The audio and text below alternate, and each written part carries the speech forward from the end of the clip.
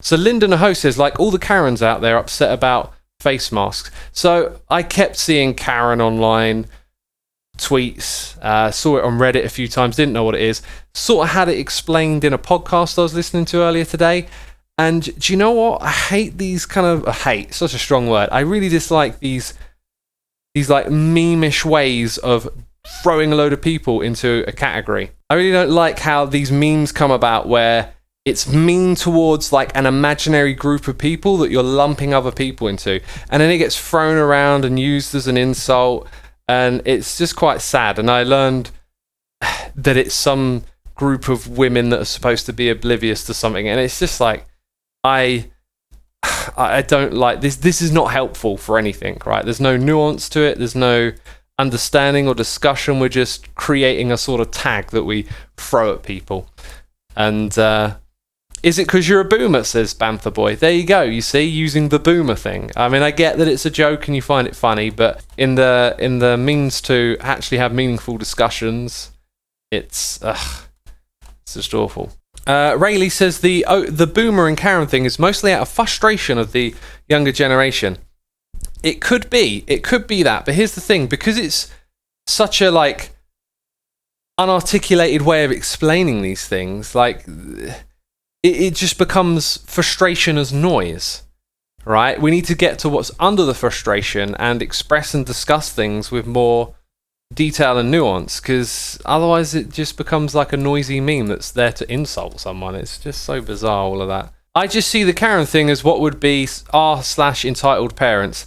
Well, that sounds like a subreddit that I'll probably be a bit about. Like, I don't know what the content of it is, but I worry about like the lumping of people into groups all the time. So after this live stream, I learned a little bit more about the Karen meme and what's behind it. The idea is that it's these middle-aged entitled women being unreasonable in certain situations.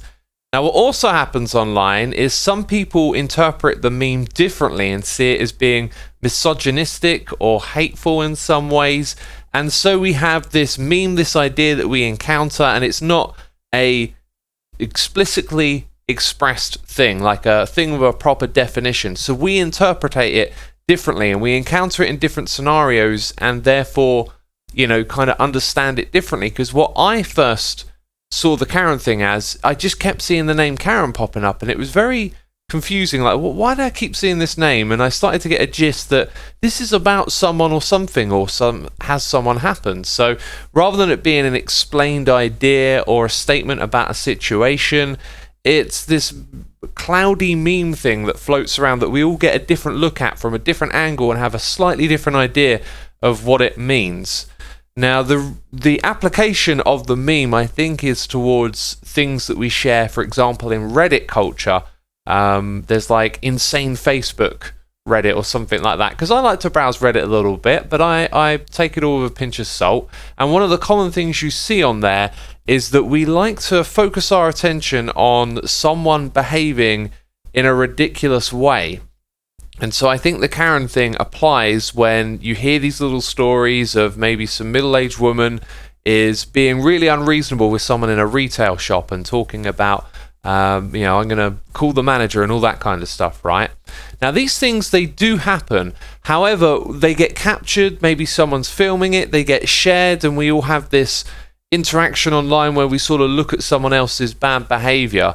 However, they as a person have far much more going on in their life than just that one little slice of time. It could be that they behave like that all the time. It could be that they had a bad day and behaved this way.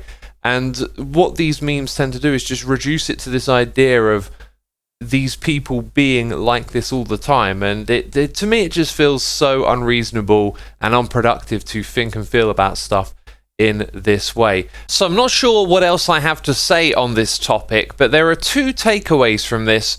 One of them, I think I'm going to use the word gawking, and I'm going to pay attention to it a little bit more. This act of being on Reddit and being shown a clip of someone doing something mad, like, we're drawn to that, and it's interesting, but we've got to realize that it's a slice of someone's life. Everyone's done something regrettable, everyone's done something silly in their time on this planet, and just imagine if it were captured on camera and then became something that millions of other people are looking at and talking about. So that's one of the takeaways I'm going to think about a little bit more. The other one should be pretty obvious, as I've talked about it several times before and touched in it already.